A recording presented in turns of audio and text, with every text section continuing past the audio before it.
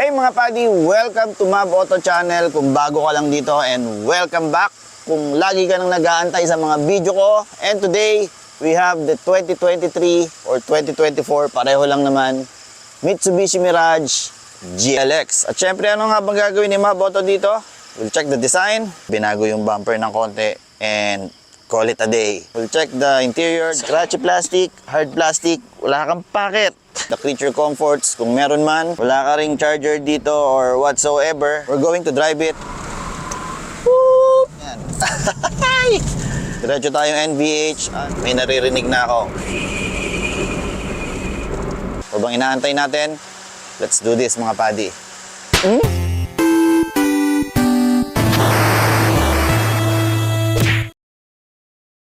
Okay, let's start with the design. I have the Gen 1 ng Mirage na to, ng version ng Mirage na to. Karoon ako nito. Underneath the skin is the same car. So, I believe this is the Gen 1.3.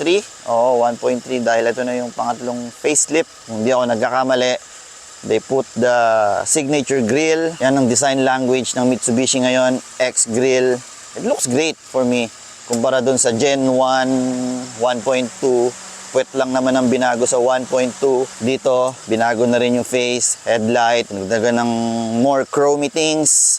But it looks good for me. Yeah, it looks good. Dito sa gilid, same body style, wala namang binago dahil underneath the skin nga, yun pa rin ang coaching ito. Gen 1 sa likod, Gen 1.2 taillights, pareho pa rin. Nilagyan lang ng ganyan, reflector. And siguro medyo binago yung bumper ng konti. And call it a day. Well, let's check out the interior mga padi.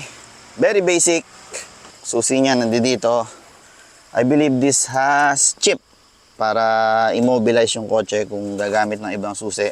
Here's the car key niya mga padi. Very simple. Kumpara sa GLS yung sa akin dati. Proximity key.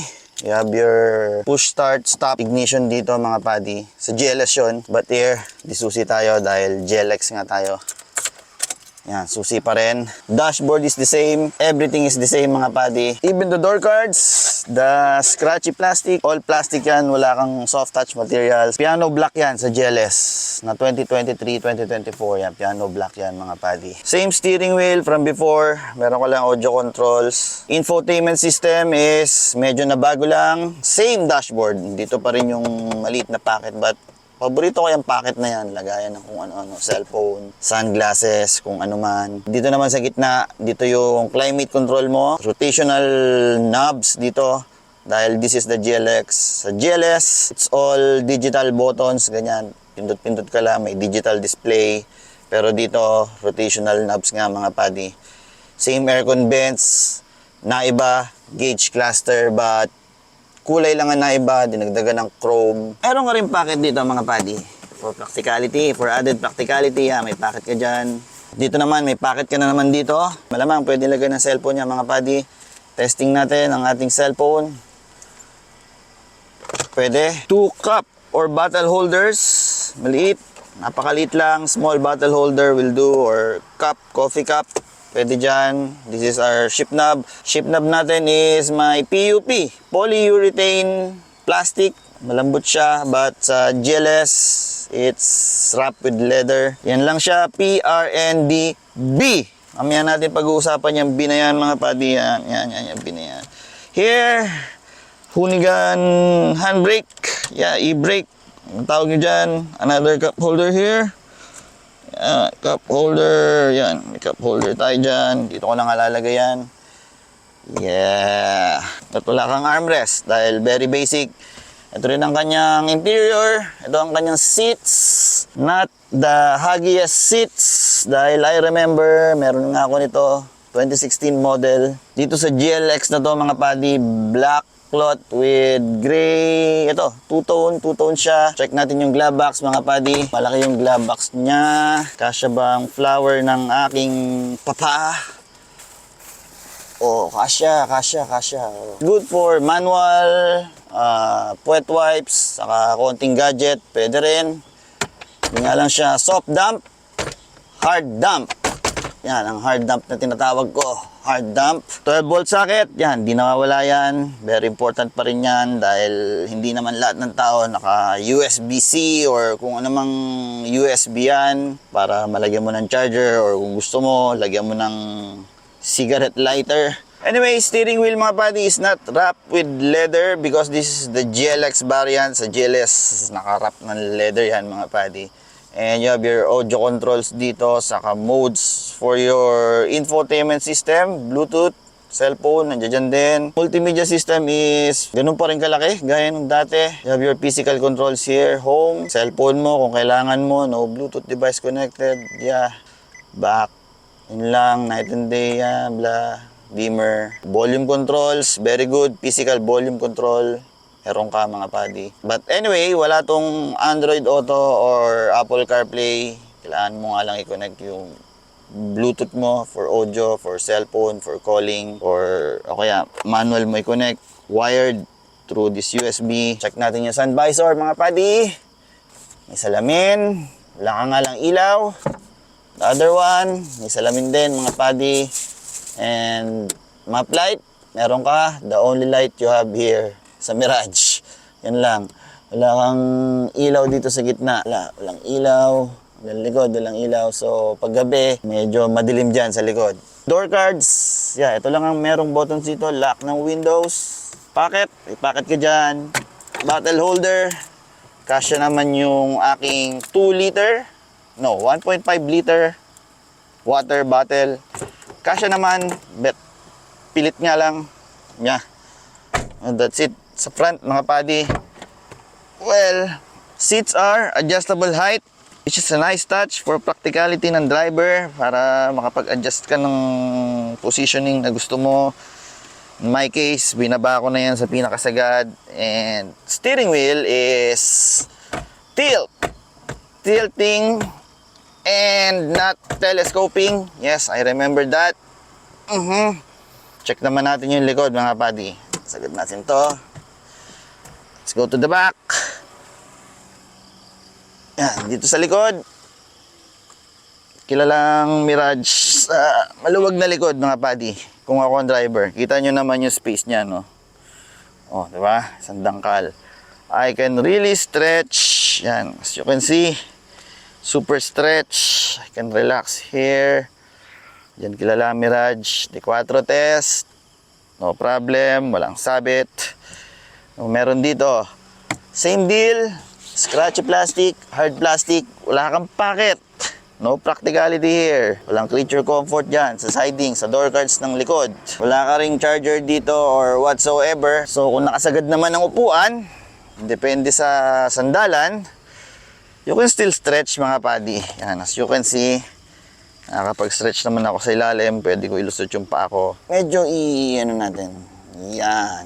Yung ano naman, makatao. Meron kang pocket dito, but very shallow. Mababaw lang siya mga buddy. D4 test. Sabit. Sabit yung paa ko mga buddy, pero still doable. Yan ang sitting position niya kung nakasagad tong upuan na to mga buddy. And seat tethering, meron naman. Baby seat tethering, ayan. Nga lang, wala kang label. Basta pag nakita mo yan, yan na yun mga buddy. Dati yung Mirage ko parang 600 plus lang. 2016 GLS. So, manual nga lang yun. But, this time, close natin yan. But, this time mga buddy, GLX CVT cost 819,000. Holy crap. 819,000 for this. Anyway, exterior mga buddy, another way to tell na GLX or GLS, pag yan ay may susi, GLX yan. Dahil sa GLS, popper lang yan, pipindutin mo lang, yun na. At sa trunk naman mga buddy, wala ka ng badging ng GLX or GLS gaya nung sa Gen 1. Yan. The only way to tell is pag may popper dito ng trunk. Pag may popper ng trunk dyan, GLS yun. Pag susi yan, GLX. Doon mo lang malalaman mga buddy. Bago ko makalimutan, ground clearance mga buddy is 170mm ground clearance, which is pretty high for a subcompact sedan. Check natin yung trunk kung anong meron doon mga buddy. To open the trunk, yan. Pop it there. Here at the trunk mga padi, there's nothing much to see here. But underneath the floor, meron kang spare tire, full mags. Yan mga padi, tools mo nandiyan din. Kakalat. Kinalat lang siguro ng owner yan. Meron dito, yan, meron kang ganyan. Meron kang jack, meron kang yan, yung reflector. Diyan naman lahat. But that is a 12.4 cubic feet of space mga padi. So, maluwag na yun. Oh, malaki naman yung trunk ng Mirage. But there's nothing much to see here nga. Wala ka ng ibang creature comforts and features dito. That's it. Dito naman, bare bone, walang takip. It is what it is. Kung ano nakikita mo, yan na yun. Kita mo lahat ng bituka, mga wire, mga matatalim na parts. Yan, mga matatalim na parts ng trunk door mo, trunk lid. Yan, kita mo, wala siyang takip. Wala ka ring handle para isara. So, you have no choice to kapitan yung matalim na yan. Kung ayaw mo ng fingerprint dito, sara na natin. Doon naman tayo sa engine mga padi. To pop the hood mga padi, yan, ilahin mo lang to. Then, pop! That's it. Teleport. Hood is may kabigatan para sa kotse na to mga padi. This is still the same engine na makikita mo sa mga naunang Mirage mga padi. Para sa mga engine geek, this is the 3A92 1.2 liter inline 3 cylinder mga padi. It produces 76 horsepower, 100 newton meters of torque. 100 newton meters of torque mated to a CVT or continuously variable transmission. Dumi ng makina, hindi naalagaan ng rental to Dumi. Anyway, let's take it for a drive, NVH and test sa Sampaguita Burgring mga padi. Alright mga padi, driving the 2023 Mitsubishi Mirage GLX. Nagkaroon nga ako nito mga padi, 2016 model. So yun yung first gen Mirage na yung ganitong klaseng Mirage. Yung Mirage sa Japan is iba. Yung Mirage natin dito, which is Thai. Alam ko, Thai ito, Thai. It's the same car. Manual nga lang yung akin. So, mas ramdam ko yung kahit papano 76 horsepower, 100 newton meters of torque niya. Dito kasi sa CVT na to mga padi,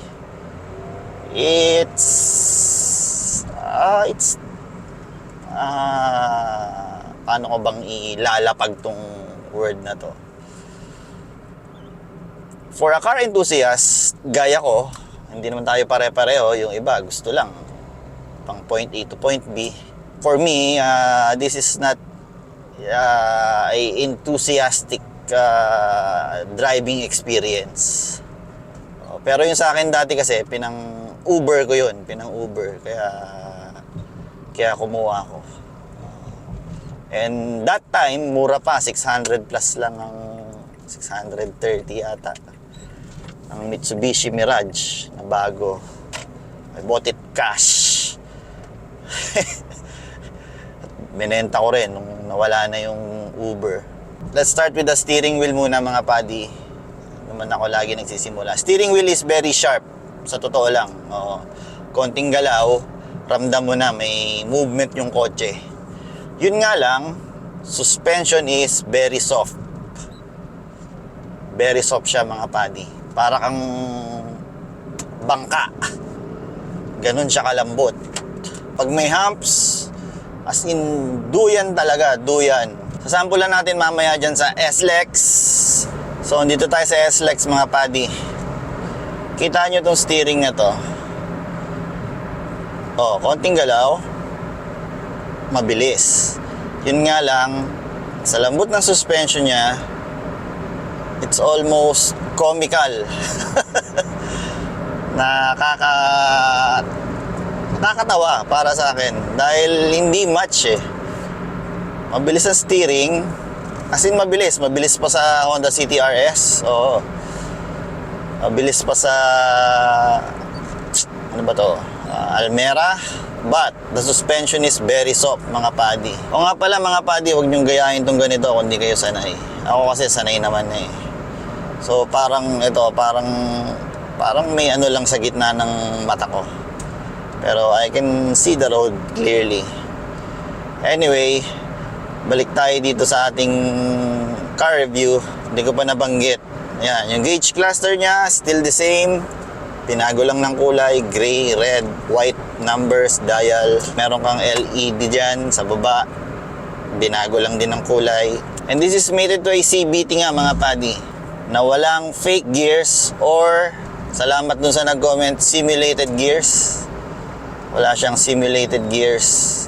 Apak lang ang ano nito. Pag binaunan mo, mag-a-adjust yung belt. Dahil ang CVT is belt.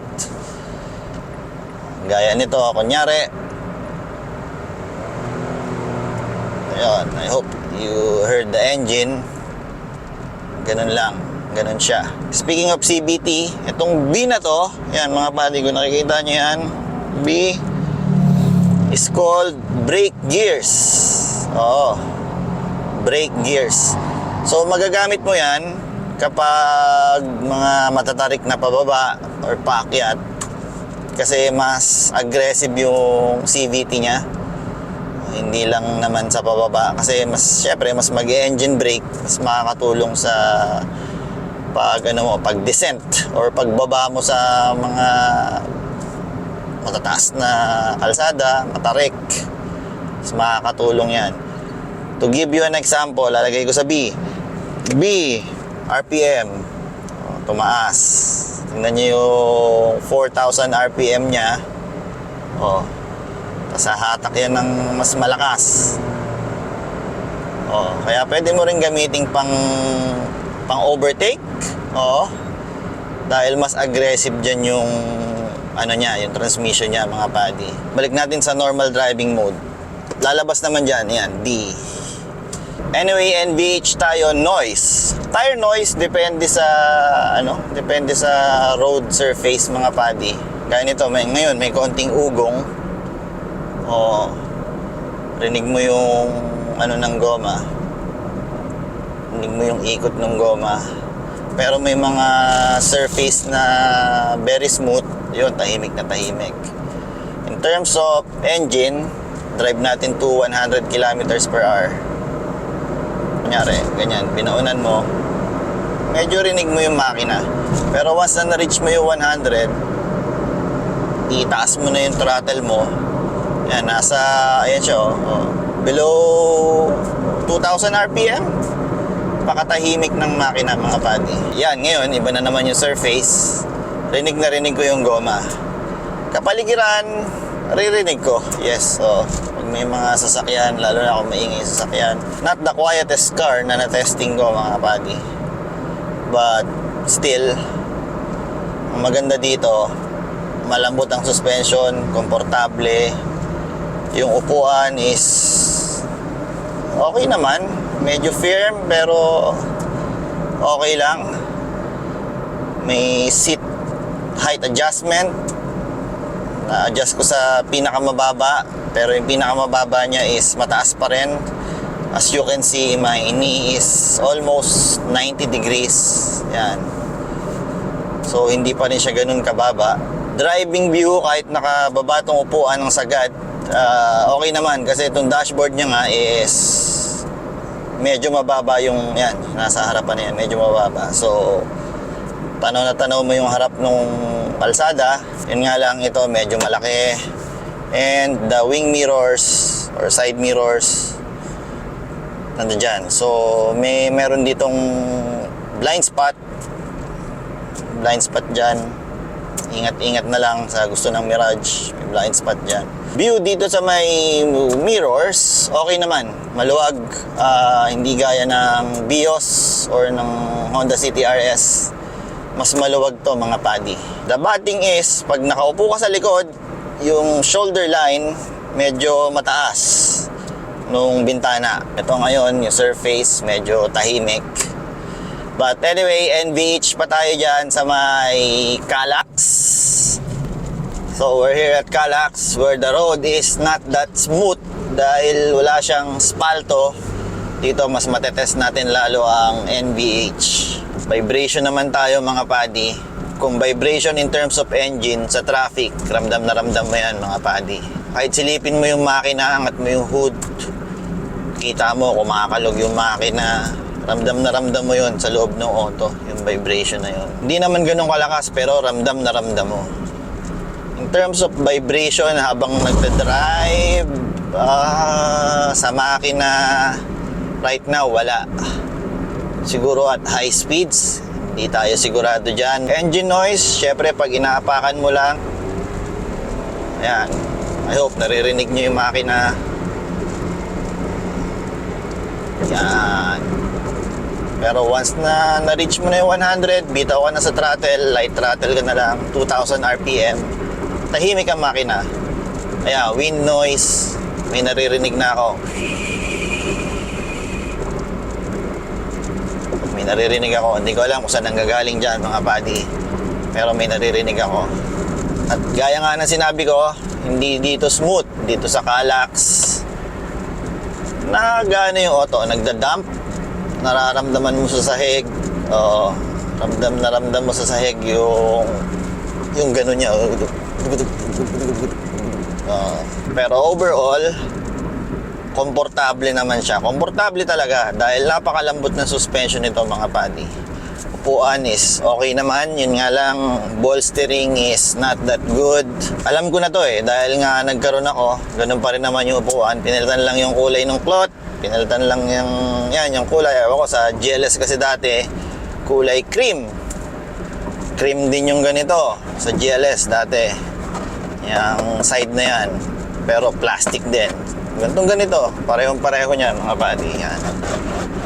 Cream lang yung sa GLS, and sa GLX is black if I remember it right. At sa ganitong kalsada mga buddy, yan nga, hindi smooth, so naririnig mo yung yan. I hope na pipick up ng microphone natin yung mga uneven surface. Syempre yung gulong nagre-react dyan, ta-translate yun dito sa cabin mga buddy. Harshness, walang harsh dahil nga sobrang lambot ng suspension nito, as in malambot talaga, parang bangka. Yan ang bilis ng steering wheel, pero yung suspension is parang bangka. Hindi ko alam kung paano to magpe-perform dyan sa Sampaguita Burgring mga buddy. Brakes are nasa middle na yung yung pinaka hardest pressure niya. Although it's progressive naman pag pumepreno ka. Yun nga lang yung hardest point niya mga buddy is nasa middle na. Safety features, airbags, anti-lock brake system, ABS. Meron din tong hill start assist if I'm not mistaken, dahil pag nakaganon ka tapos binitawan mo yung preno, hindi siya umatras. Siyempre, may immobilizer to pag gumamit ka na ibang susi. Hindi andar. Konting NVH pa mga buddy. Ito, papakita ko lang. Pag overtake, lagyan natin sa B. Pwede mong gamitin yan. Yun nga lang, mas aggressive yung CVT. Taas ng RPM. Pag overtake, pwede mong gamitin yan. Hindi lang sa pagde-descent. Yun nga lang, syempre, with the cost of fuel consumption.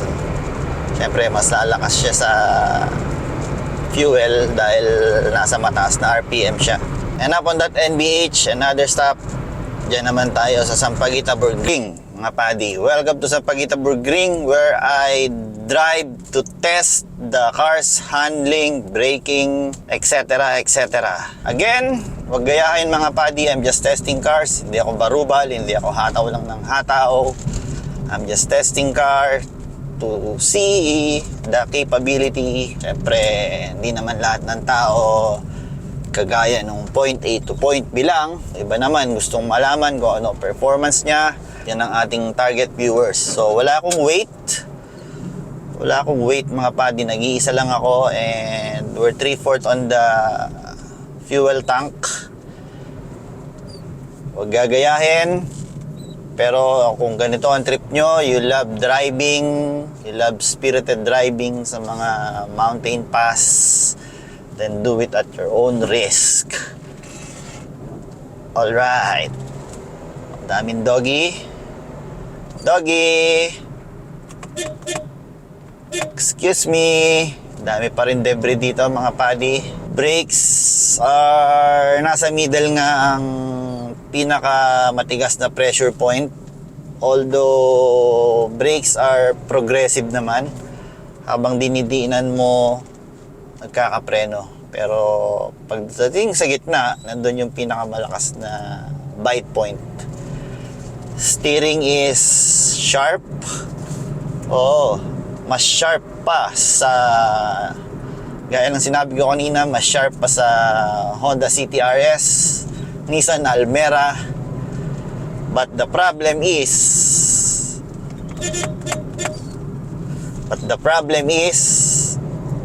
for me, the problem is the suspension. It's very soft.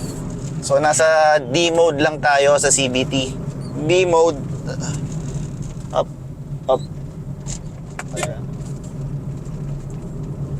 Saludo sa inyo. Tinaayos nyo ang mga ano dito, mga problema dito.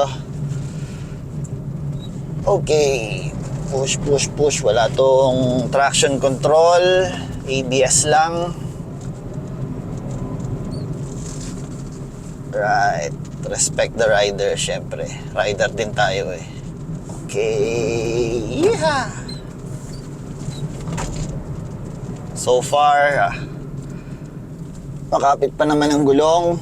Tires, rims and tires are R15 18560, 18555. WRC daw. Dito na yung start ng WRC.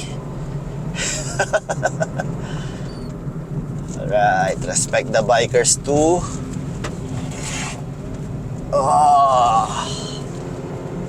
Lambot talaga ng suspension niya. So naka-aircon lang tayo, mamaya magpapatay tayo, tapos lalaruin natin tong B and D mode. Kasi pag nasa D mode ka lang, hindi aggressive ang transmission, ang CVT niya. Yan o.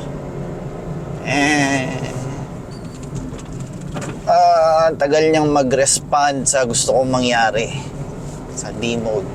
Ayan o. So ito talaga yung literal na parang scooter. Let's turn up the aircon na muna para mas may power pa tayo. Ang ganda ng steering, mabilis. Yun nga lang, the suspension is so soft. Yan, ang D mode niya. Kapit ng gulong, alam ko Yokohama decibel din to. At least for now, makapit siya. Brakes are progressively good. Push. Okay.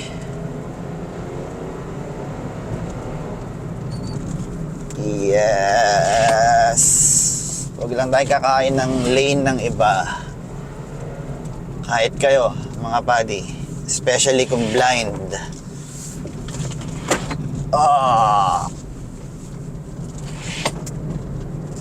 Okay.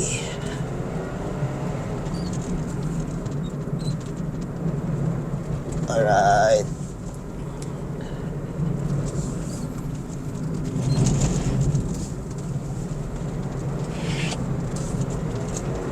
B mode.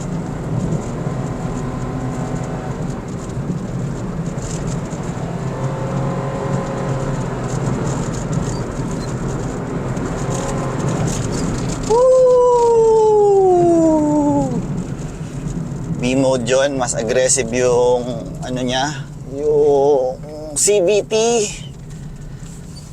mode, which I prefer kung mag-overtake or kailangan mo ng power.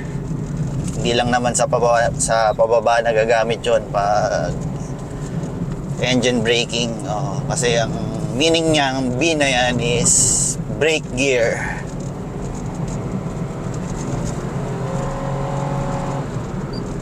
Mas aggressive siya, mas may power. Okay.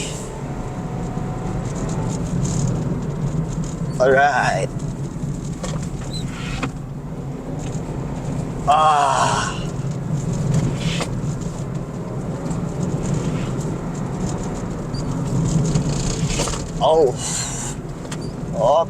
Debris.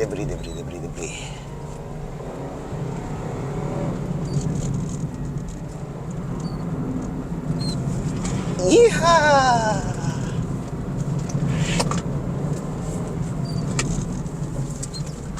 Alright.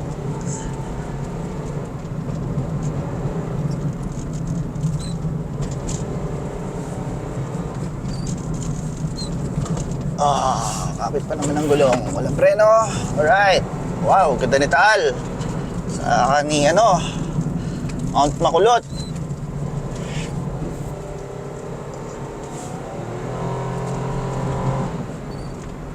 Woohoo!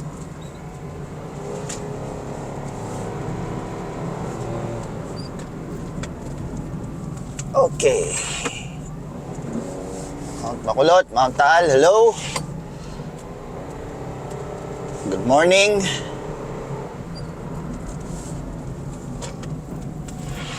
Alright. I think we're on the technical part. Welcome.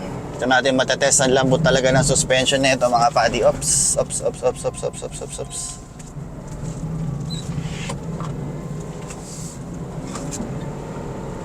Okay.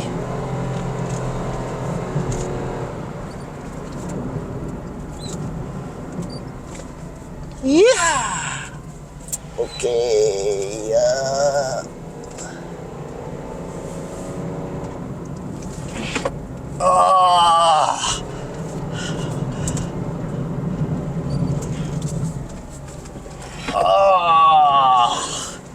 Ang bilis ng steering.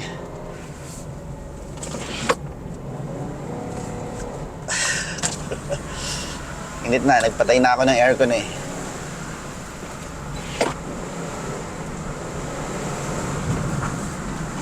Ang lambot lang talaga ng suspension mga buddy. As in, comically soft.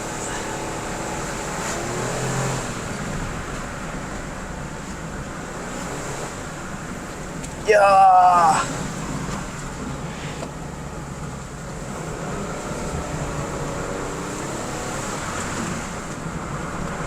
Woo!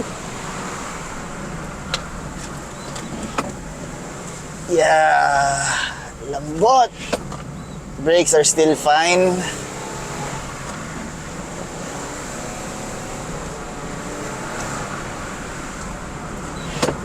Okay, daming bikers. Excuse me, bikers. Here we go again.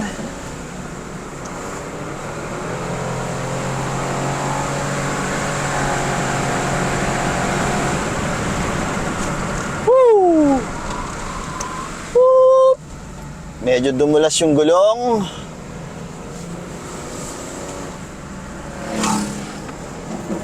But still manage.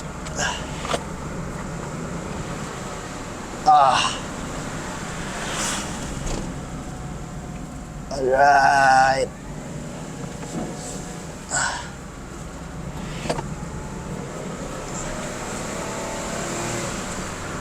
Brakes are still good. Mabuti naman.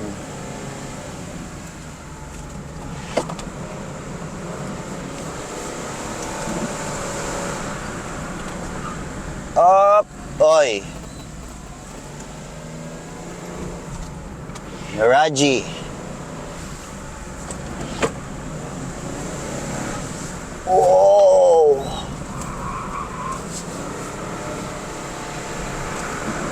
Upuan, hindi talaga nakakatulong. Up. The tail is a little wobbly.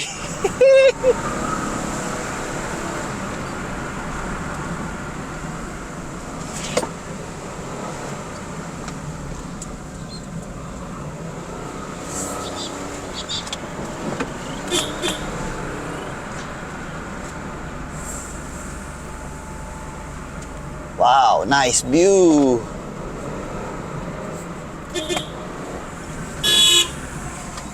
Itong biker na to. Tumilit ka lang kasi.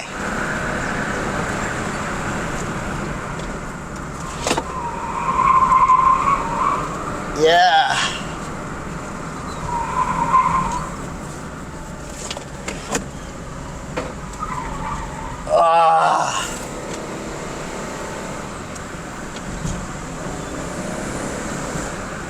Di talaga supportive yung upuan mga padi.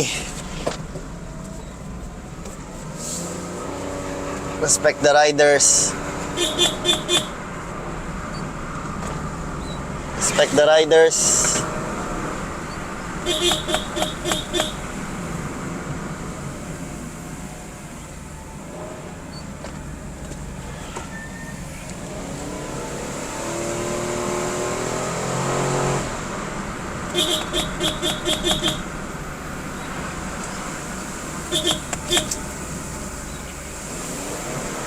Dami nilang riders. Woo! I think let's call it a day.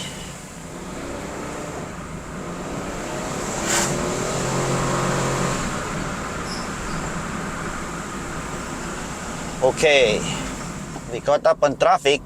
So this is the last corner, I believe. Is it? It is the last corner. Whew. Good morning, Taal. That's for our handling test and braking test na rin. Hindi siya nag-fade. Oh, we caught up on traffic. Dito naman nasa baba. No fading. You know, still bitey. Yun lang ang napansin ko dito. Napakalambot ng suspension mga padi. To the point na nagwawabble na yung likod niya kapag napupush siya. Tas under hard braking,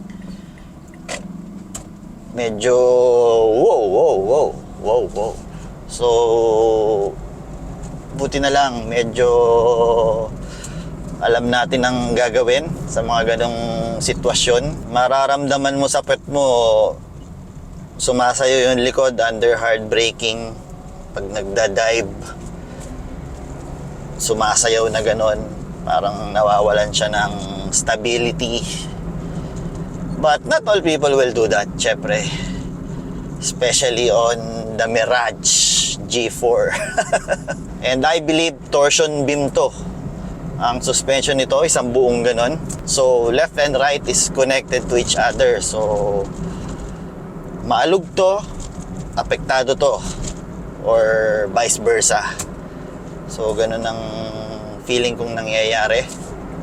But overall, komportable siya for normal or fast driving sa diretsuhan.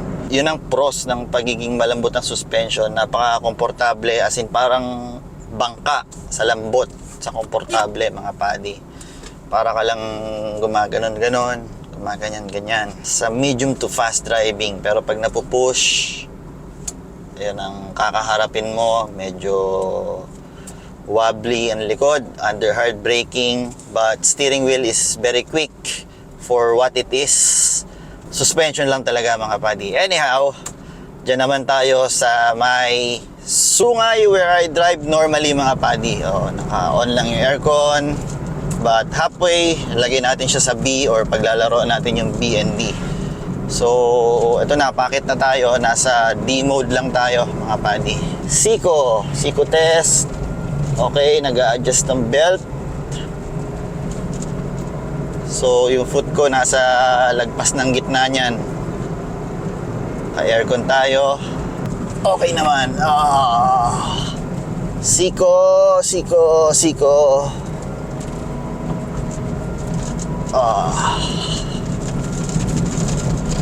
Ito na yung matalbog na part, if I'm not mistaken. Yan, pakinggan nyo yung boses ko.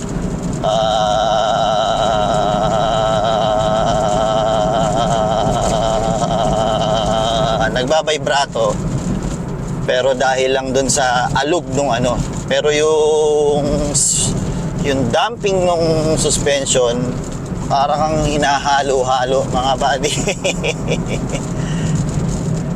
So, yung pa ako nasa gitna ng throttle opening. Nasa gitna. Yan, gitna lang. So far, maahon naman. Yan, nag-a-adjust yung belt. Gitna lang, gitna. Try natin baunan. Yun, nag-adjust ng konti.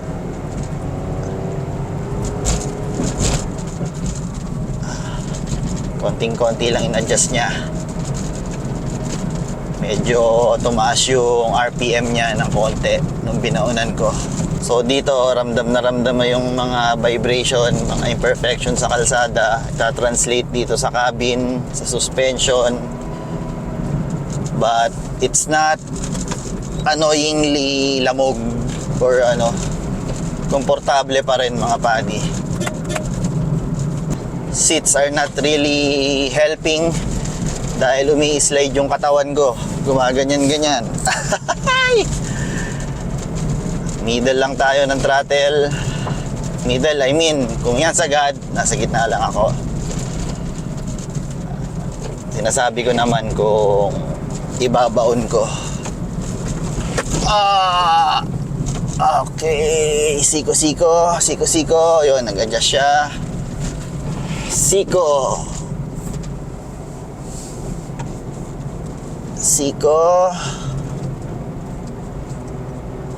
Okay, nandito na tayo sa may view deck.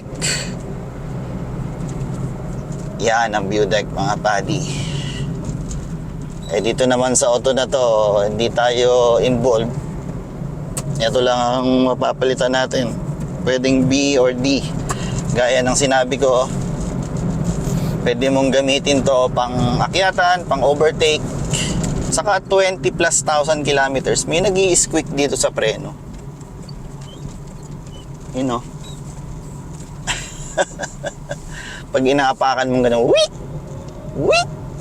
Observation ko lang mga buddy, since wala akong weight, wala akong sakay, siguro kung 5 kayo na adults or basta may sakay ka dyan sa likod at kayo nang matatarik, tapos nasa D mode ka lang, malamang medyo hirap to. And for 76 horsepower, 100 newton meters of torque, medyo bitin yun para dun sa mga Suzuki na test drive natin. Although, marketed as subcompact SUV, super subcompact SUV, maliit eh.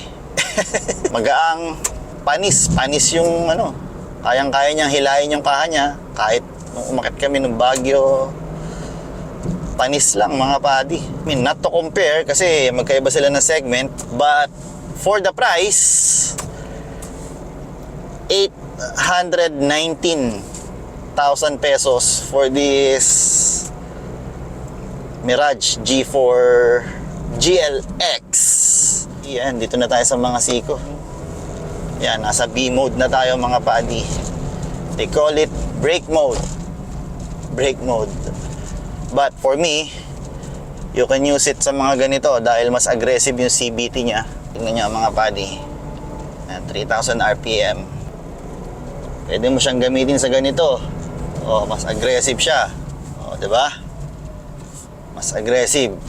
Pag pababa, syempre mas meron kang engine braking. Siko yan, siko.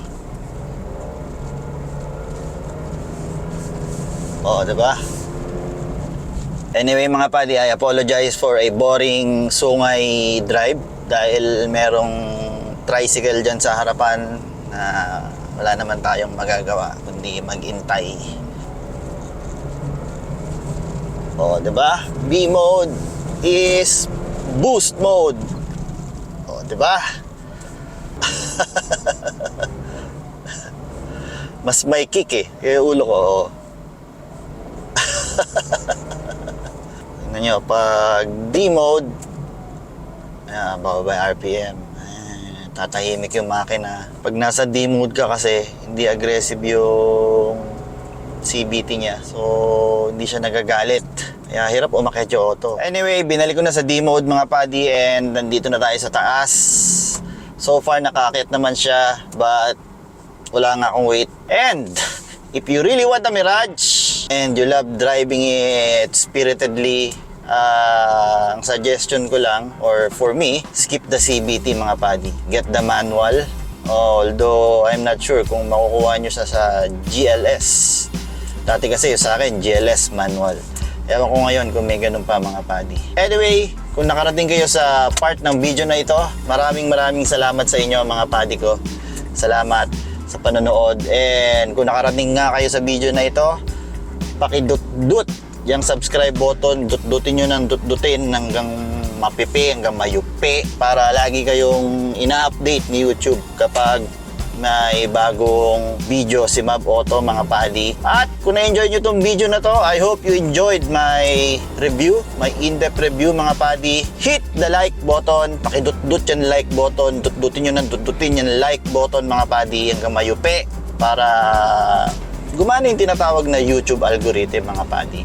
Yung YouTube algorithm, ang ginagawa niyan is sinasubmit ni YouTube yung mga videos na nagsa-search, kunyari sa mga nagsa-search or sinasuggest niya sa mga naghahanap ng car review. Halimbawa, may nag-search na Mirage, Mitsubishi Mirage car review. O, diba? Baka isubmit ni YouTube yun sa taong yun, sa nanonood na yun. And at the same time, may mga ads dyan, auto-generated ads. Sana hindi niya skip yung mga ads na yon para kumita ako at the same time, pagpalain yung nanonood na yun. Pinagpapala yung mga ganon, mga padi. Anyway, yung pera namang kinikita ko dito is dun lang napupunta sa paghahanap ng mga marireviewing auto. Dun lang napupunta, mga padi. Again, maraming salamat sa panonood and I hope you enjoyed the video and I'll see you again on the next car review.